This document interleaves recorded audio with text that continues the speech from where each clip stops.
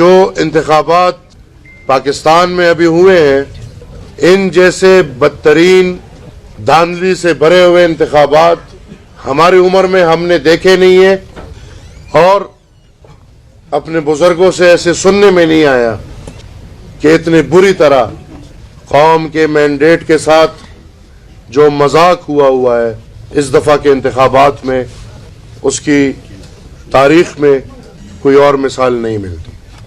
اور عجیب منطق یہ ہے کہ میڈیا تو لگا ہوا ہے فارم 45 اور فارم 47 کی لڑائی میں، جو اسٹیبلشمنٹ چاہتی تھی اسی لڑائی میں پاکستان کے عوام کو ڈال دیا ہے، اور میڈیا بھی بدقسمتی سے اسی لڑائی تک محدود رہ گئی ہے کہ یہ انتخابات فارم 45 کے ہیں یا فارم 47 کے ہیں۔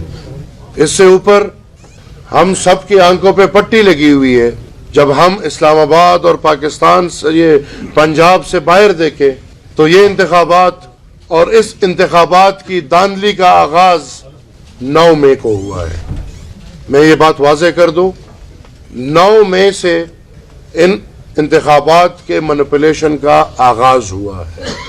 اور آپ تفریق دیکھیں تو 9 مئی میں ایک طرف یا ایک صوبے میں 9 مئی کے واقعات کے تناظر میں لوگوں کو سزائیں ملتی ہیں۔ اگر ہم پنجاب پہ نظر ڈالیں تو 9 مئی کے واقعات کے بعد پکڑ دکڑ ہوتی ہے، رونا دھونا شروع ہوتا ہے، ایک ایک تھپڑ کی مار پہ پارٹیاں بدلی جاتی ہیں، نئی پارٹیاں بنائی جاتی ہیں۔ لیکن دوسری طرف پختونخوا میں 9 مئی میں ملوث لوگوں کو کنٹونمنٹ میں مہمان بنایا جاتا ہے، وہ انتخابات تک اداروں کے مہمان بن کے بیٹھتے ہیں، اور 9 مئی میں ملوث لوگ پختونخوا میں حکومت بناتے ہیں۔ 9 مئی میں ملوث پختونخوا کا وزیر اعلیٰ بنتا ہے، جس کے خلاف 9 مئی کے ایویڈنس پڑے ہوئے ہیں۔ ہم تب بھی بول رہے تھے، ہم آج بھی بول رہے ہیں کہ یہ جو دنیا کو دکھایا جا رہا ہے کہ پختونخوا بائی ڈیفالٹ پختون کو اتنے پاگل تھے کہ انہوں نے نہ کام دیکھا، نہ 10 سال کی حکومت کی کارکردگی دیکھی، اور وہ کوئی انقلاب میں عمران نیازی کے پیار میں کوئی اتنے پاگل ہو گئے تھے کہ وہ تیسری دفعہ مینڈیٹ دیتے۔ اور یہ بھی آپ دیکھیں تسلسل ہے، آج تو چیخ رہے ہیں فارم 45 اور فارم 47 کا، رونا رو رہے ہیں۔ عوامی نیشنل پارٹی اس وقت یہ رونا رو رہی تھی جب 2013 میں الیکشن مینیپولیٹ کر کے دہشت گردوں کے بنیاد پہ، دہشت گردوں کی سپورٹ پہ پاکستان تحریک انصاف کو پختونخوا میں حکومت دی گئی تھی، اور کوئی 40 لگ بھگ سیٹیں دی گئی تھی۔ فارم 45 اور فارم 47 جب ایجاد ہوا تو 2018 میں ہم یہ رونا رو رہے تھے کہ جب فیضیابی کے چکر میں پورا ملک پاکستان تحریک انصاف کے حوالے کر دیا گیا، اور پختونخوا میں ایک دفعہ پھر زبردستی ان لوگوں کو 2/3 اکثریت دی گئی۔ اب یہ تیسری دفعہ ہے، اور وہ مینیپولیشن ایک قدم اور آگے بڑھ گئی۔ بدقسمتی سے اداروں کا پورے ملک کے لیے جو بھی پلان تھا، پختونخوا کے لیے یہ پلان تھا کہ پختونخوا پہ انہی لوگوں کو مسلط کرنا ہے، اور اس دفعہ 3/4 میجورٹی سے بھی زیادہ ان کو مسلط کیا گیا ہے۔ ادارے چیخ رہے ہیں کہ پختونخوا میں کھلی دھاندلی ہوئی ہے۔ ہم نے کیوں آنکھیں بند کی ہوئی ہیں؟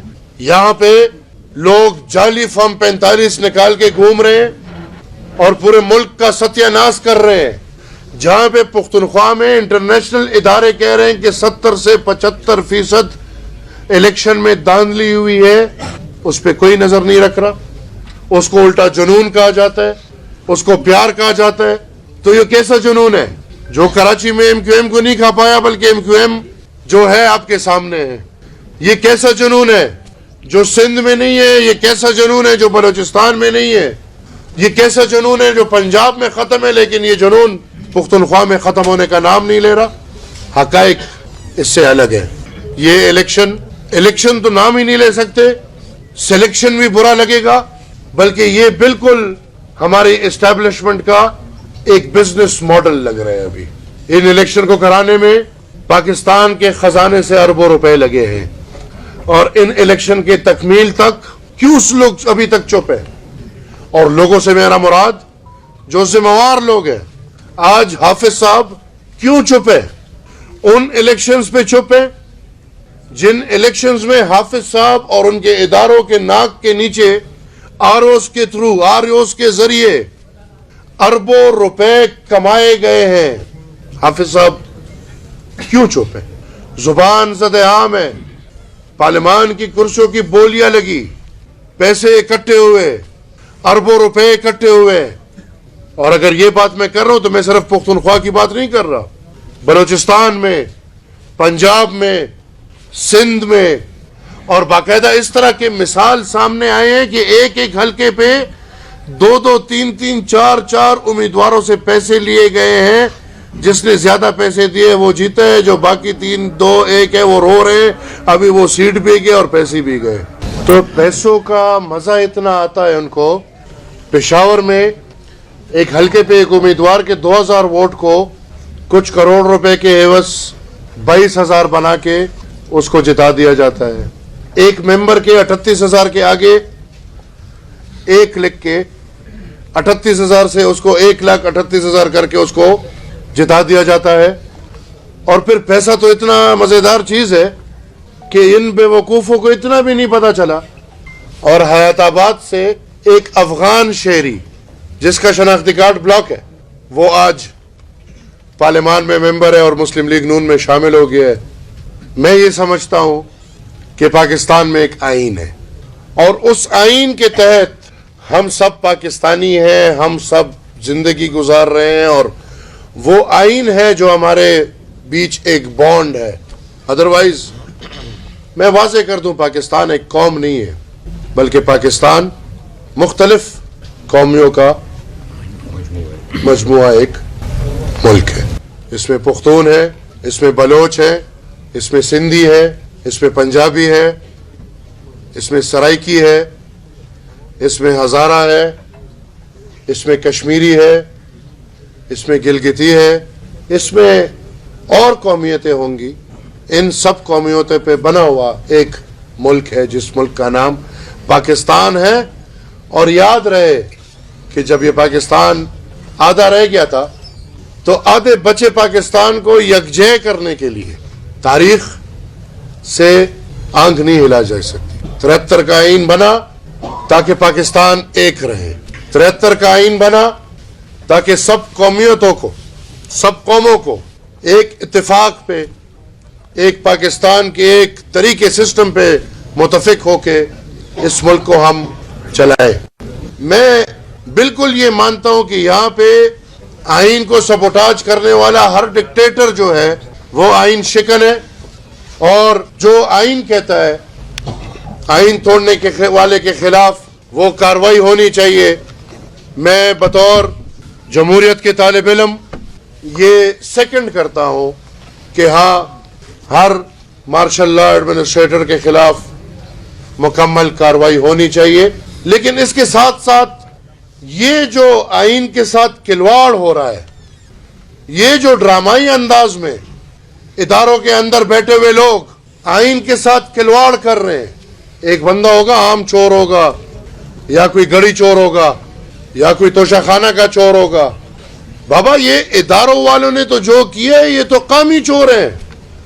پاکستان کے آئین نے جس کو ووٹ کا اختیار دیا ہے، جس کے پاس ووٹ کا اختیار ہے، اس پہ ڈاکہ ڈالا گیا ہے. یہ سب پورے قوم کے چور ہیں. اور میرے خیال میں جناب قاضی فائز عیسیٰ صاحب سے آج یہ آواز پہنچا، کیونکہ میرا یہ ایک میں نے پریس کانفرنس کی ہے، تقریباً 3 ہم نے پختونخوا کے مختلف اضلاع میں احتجاج ریکارڈ کیے ہیں. لیکن ہمارا گلہ ہے، ہمارا جہاں پہ باکسز نہیں ہوتے میڈیا چینلز ہمیں نہیں دکھاتے. کراچی میں مرغی مرتی ہے، ہیڈ لائنز ہوں گے. پختونخوا کے پورے حق پہ ڈاکہ ڈالا جاتا ہے، ٹکر مشکل سے ملیں گے. یہ ہمارے اس ملک میں ہمارے یہ گلے ہیں.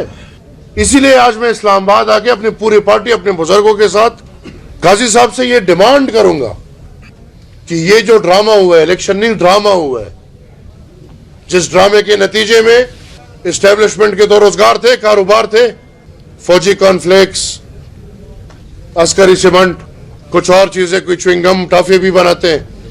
ابھی نیا روزگار ان کو مل گیا جی, عسکری پارلیمان, عسکری حکومتیں. اور آپ یقین کریں, اگر میں پختونخوا کی بات کروں, وہاں سے 115 جنرل ممبر الیکٹ ہوتے ہیں.